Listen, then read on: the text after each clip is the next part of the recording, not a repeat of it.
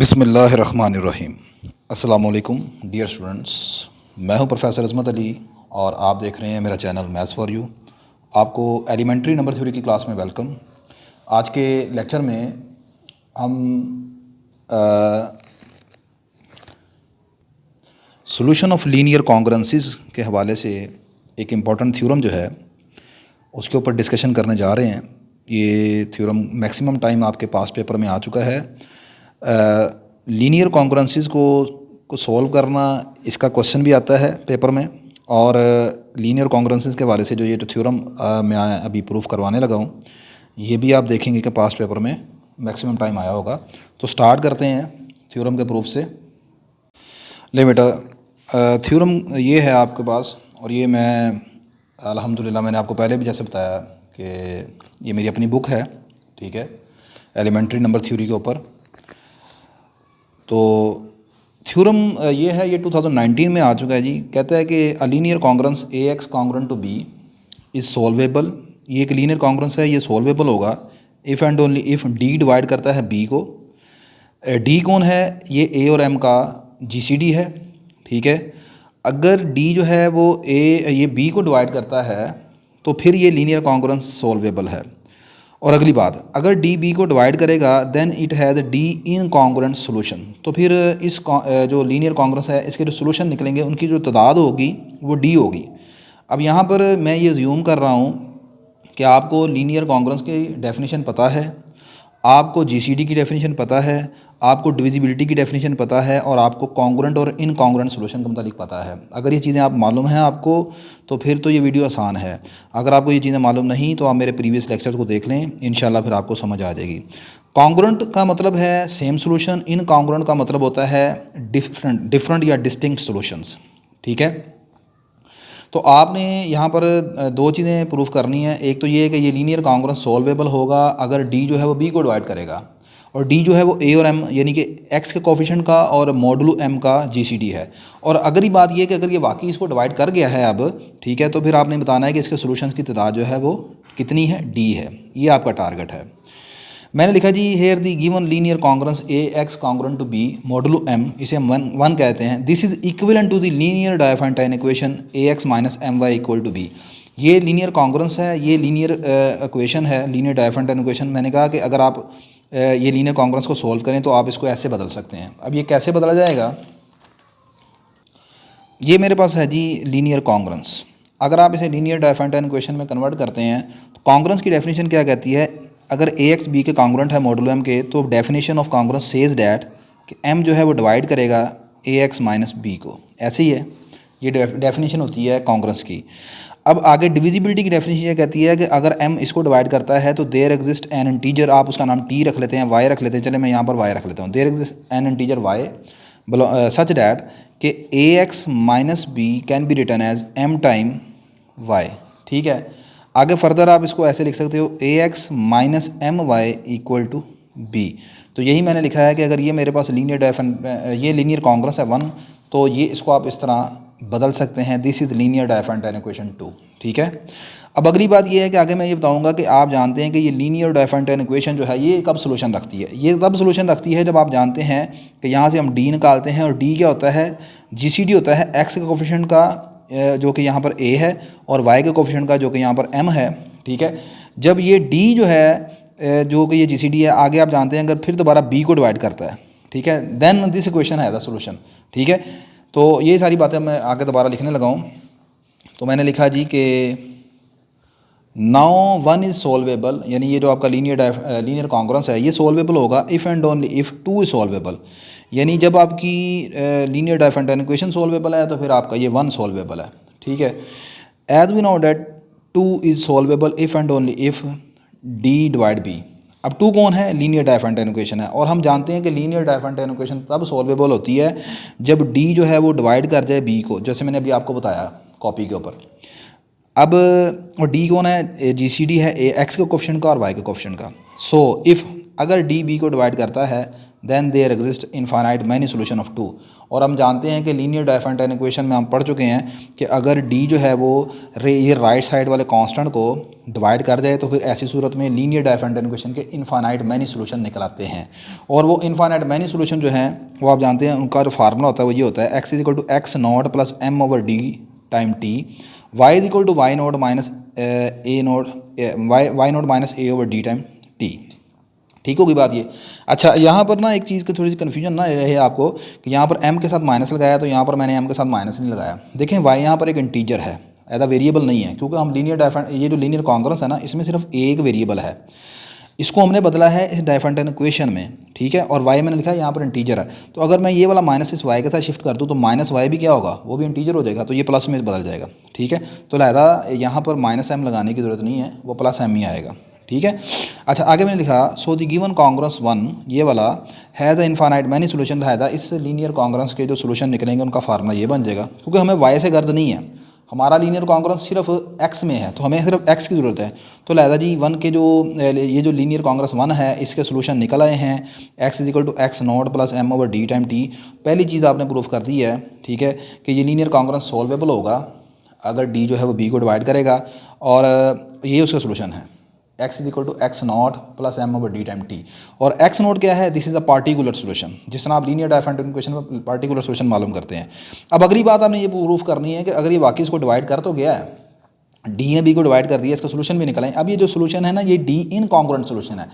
Incongruent मतलब they are different infinite solution है, same नहीं है। मतलब यहाँ फर्ज करें डी की कीमत है 6, ठीक है, और बी है यहाँ पर 12, तो 6 12 को डिवाइड कर गया, तो इसका मतलब यहाँ पर इसके जो सोल्यूशन होंगे ना वो 6 डिफरेंट सोल्यूशन होंगे, सही है। तो अब हमने अगली बात ये प्रूफ करनी है, now we show that there exist exactly d incongruent solution. Incongruent mean different solutions, सही है। So for this purpose we let, हम फर्ज कर लेते हैं कि ये x1, अच्छा अब अगली बात ये कि डी इनकॉन्ग्रुएंट सोल्यूशन है और उनकी जो शेप है ना, जो उनकी फॉर्म है वो सिर्फ इस तरह की है, x not plus m over d time t, इस तरह इससे हटकर नहीं है, ठीक है। मैंने ऑन दी कंट्रेरी लेट कर लिया कि इसके जो इनका इनकॉन्ग्रुएंट सोल्यूशन है ना वो एग्जैक्टली डी हैं, और ये दो इस किस्म के हैं अलग-अलग। x1 is equal to x not plus m over d time t1 और x2 is equal to x not plus m over d are two congruent solution. ये इसके दो कॉन्ग्रुएंट सोल्यूशन है, ये हम मान के चले हैं। अब कॉन्ग्रुएंस का मतलब होता है दे आर सेम है, तो फिर x1 को x2 के कॉन्ग्रुएंट रख लिया, ठीक है। आगे मैंने लिखा therefore because x1 and x2 are congruent solution. अब यहाँ से x1 की कीमत पुट की तो आ गया x not plus m over d time t1, और यहाँ से x2 की कीमत इधर पुट कर दी तो ये आ गया x not plus m over d time t2। यहाँ से एक्स नॉट दोनों तरफ से सब्ट्रैक्ट कर दिया, आगे m over d time cut जाएगा। और ये किस तरह काटा है, ये ऐसे नहीं है कि यहाँ पर सेम है तो ऐसे कट जाएगा, ऐसे नहीं है, ये है जी since m over d divide करता है एम को, so by the cancellation law theorem. Cancellation law theorem 3.5 क्या है ये देखें, ये मेरे पास लिखा है, ये रहा, ये भी बड़ा इंपॉर्टेंट थ्योरम है। कैंसलेशन लॉ ये होता है कि let a b c integer हैं सच डैट के ए सी कॉन्ग्रुएंट है बी सी के मॉडुलो एम के, डी जो है वो सी और एम का जी सी डी है, तो यहाँ से सी से कैंसिल होगा, और इधर जो है इसे हम लिखेंगे एम ओवर डी। यानी कि आसान अल्फाज में मैं बताऊँ तो ये इस तरह है कि सिर्फ इतना ही देखना नहीं है आपने कि एम ओवर डी इधर लिखा है, एम ओवर डी लिखा है, सेम लिखा, कैंसिल कर दिया, नहीं। आपने जिसको कैंसिल करना है ना वो चीज़ कैंसिल होने वाली इस एम को भी डिवाइड करनी चाहिए, तो वो तो चीज़ अंडरस्टूड है। आप एम कुछ भी रख लें, डी कुछ भी रख लें, या सीधा सीधा आप अलजबरा पढ़ते हैं, मैं आपसे कहता हूँ कि क्या एम ओवर डी एम को डिवाइड नहीं करता? भाई करेगा ना, ये इसको डिवाइड करेगा, कैसे कैसे नहीं डिवाइड करेगा। अगर ये इसको डिवाइड करता है एम को, तो इसका मतलब this m can be written as m over d time t, ठीक है। ये कैंसिल नहीं हो गया एम आपके पास। या सिंपल देखें, ये इसको डिवाइड करता है, आप अलजबरे की मदद से चलते हैं, एम को ऊपर रखते हैं, ये नीचे लिखते हैं एम ओवर डी, ये आप यहाँ से रेसिप्रोकल ले लेते हैं, देगा m into d over m, तो क्या एम से कैंसिल नहीं हो जाता, ठीक है।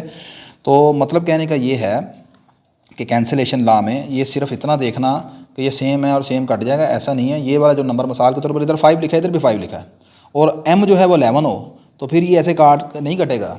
मतलब ये देखें, मैं आपसे कहता हूँ सिंपल सी बात है, यहाँ लिखा हो मैंने 5 time t1 congruent to 5 time t2, और इधर लिख दूँ मैं मॉडुलो 11, तो तो अब ये कैंसिलेशन ला नहीं इसके ऊपर लग सकता कि आप ये कहें ये कट गया जी बाकी ऐसा नहीं नहीं नहीं, अब ये आपस में तो कटेंगे लेकिन ये 11 को 5 नहीं ना डिवाइड करता, ठीक है, तो ऐसे नहीं कट सकते, ये कैंसिलेशन ला यहाँ पर नहीं लगेगा, ठीक है।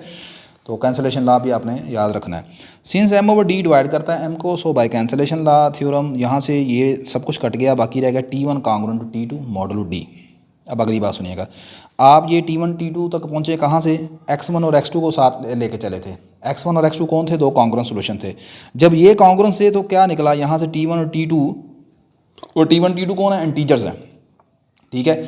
जब आपने दो सोल्यूशन कांग्रुएंट रखे तो ये जो इंटीजर्स हैं ये कांग्रुएंट हो गए। Thus the solution x1 and x2 are congruent to each other if and only if T1 congruent होगा T2 के, ठीक है, और T1 T2 कौन है, इंटीजर्स हैं। या दूसरे अल्फाज में हम कहेंगे that is they are congruent if and only if T1 and T2 belong to the same congruence class modulo d। लो जी इस लाइन को ज़रा गौर से समझिएगा, दोबारा देखें। x1 और x2 दो कांग्रुएंट सोल्यूशन थे, ये दोनों कांग्रुएंट तब होंगे जब T1 और T2 जो इंटीजर्स हैं ये दोनों कांग्रुएंट होंगे, और ये दोनों कांग्रुएंट कब होंगे, जब ये दोनों एक ही कांग्रुएंट क्लास से बिलोंग करेंगे। लो अब ये ज़रा क्या रोल है, सेम कांग्रुएंट क्लास का क्या मतलब है, सुने ज़रा। मैं आपसे कहता हूँ, आपने ग्रुप 3 में पढ़ा होगा, फाइंड कांग्रुएंस क्लास ऑफ 1 मॉडुलो 5। 1 की कांग्रुएंस क्लास मालूम करें मॉडुलो 5 क्लास, इसका मतलब क्या है पता आपको। 1 की कांग्रुएंस क्लास को अक्सर आपने देखा होगा 1 के ऊपर इस तरह बार डाल देते हैं ग्रुप थ्योरी में, नहीं समझते ना पता हो तो मैं यहाँ से बताता हूँ। 1 की कांग्रुएंस क्लास से मुराद ये है मॉडुलो 5 क्लास से आपने वो तमाम नंबर लिखने हैं जिनको 5 पर डिवाइड करें और रिमाइंडर 1 बचे, ये मतलब है इसका। कांग्रुएंस क्लास ऑफ 1 का मतलब है कि वो तमाम इंटीजर्स जिनको 5 पर डिवाइड करें रिमाइंडर क्या बचे 1। तो पहला नंबर आएगा 6 को 5 पर डिवाइड करें रिमाइंडर 1 आएगा। अगला आएगा 5 2 11, अब इसमें 5 5 जमा करते जाएँ, 11 और 5 16 को 5 पर डिवाइड करें रिमाइंडर 1 बचेगा। 16 में 5 जमा करें 21 को 5 पर डिवाइड करें रिमाइंडर 1 बचेगा। अब तो सुन चलते हैं, क्यों जी ऐसे ही है। अब सुने ज़रा अगली बात मैं आपसे कहता हूँ, note that 6 and 11 belong to the same class. ये मेरा T1 है, ये मेरा T2 है, ठीक है, जैसे मैंने यहाँ पर अभी थ्योरम में डिस्कस कर रहा हूँ। तो ये T1 और T2 की जो कांग्रुएंस क्लास वो कौन सी बनती है, ये है T1 and T2 belong to the same class that is 1 bar या कांग्रुएंस क्लास ऑफ 1, ठीक है। तो अब अगली बात, अब मैंने लिखा दीजिए कि T1 और T2 ये दोनों कांग्रुएंट होंगे सेम मॉडुलो के लिहाज से, जैसे यहाँ पर 5 है। अगर ये दोनों सेम कांग्रुएंस क्लास से बिलोंग करते हैं तो क्या ये दोनों कांग्रुएंस नहीं है, चेक करो ज़रा। कांग्रुएंस का मतलब क्या होता है, क्या 11 6 का कांग्रुएंट नहीं है। कांग्रुएंस का मतलब यही है ना, 11 6 के कांग्रुएंस कब होगा, अगर 5 डिवाइड करे इन दोनों के डिफरेंस को तो डिवाइड तो कर रहा है वो, तो ऐसे ही तो ना दो नंबर आपस में कांग्रुएंट। तो 5 डिवाइड कर रहा है 11 - 6 को, तो इसका मतलब क्या है 11 इज़ कांग्रुएंट टू 6, ठीक है, that is T1 congruent T2। अब ये दोनों कांग्रुएंट कब हुए, जब ये दोनों सेम कांग्रुएंस क्लास से बिलोंग कर रहे हैं, ठीक है। और अगर ये दोनों सेम कांग्रुएंस क्लास से बिलोंग ना करते हो तो फिर आपस में क्या होंगे, ये इनकांग्रुएंट। बस यही बातें हैं सारी, ख़त्म हो गई बात सारी। तो in other words that is they are congruent, ये दोनों कांग्रुएंट होंगे if and only if T1 and T2 belong to the same congruence class of class modulo D। In other words या दूसरे अल्फाज में हम ये कहेंगे दे आर इनकांग्रुएंट सोल्यूशन, या वो इनकांग्रुएंट होंगे if and only if they belong to the distinct congruence classes. अब अगली चीज़, now by the corollary which says that every integer is congruent to exactly one of the least residue 0 1 2 m - 1 modulo m। अब ये कोई नई चीज़ नहीं है, आप मुझे बताएं, जब आप किसी नंबर को किसी दूसरे नंबर पर डिवाइड करते हैं इंटीजर को, ठीक है, तो आपके पास रिमाइंडर क्या बचता है, हमेशा आपके पास मिनिमम रिमाइंडर 0 और मैक्सिमम क्या होता है m - 1। देखो मेरे पास ये एक नंबर है D, इसको मैं डिवाइड करना चाह रहा हूँ m के ऊपर।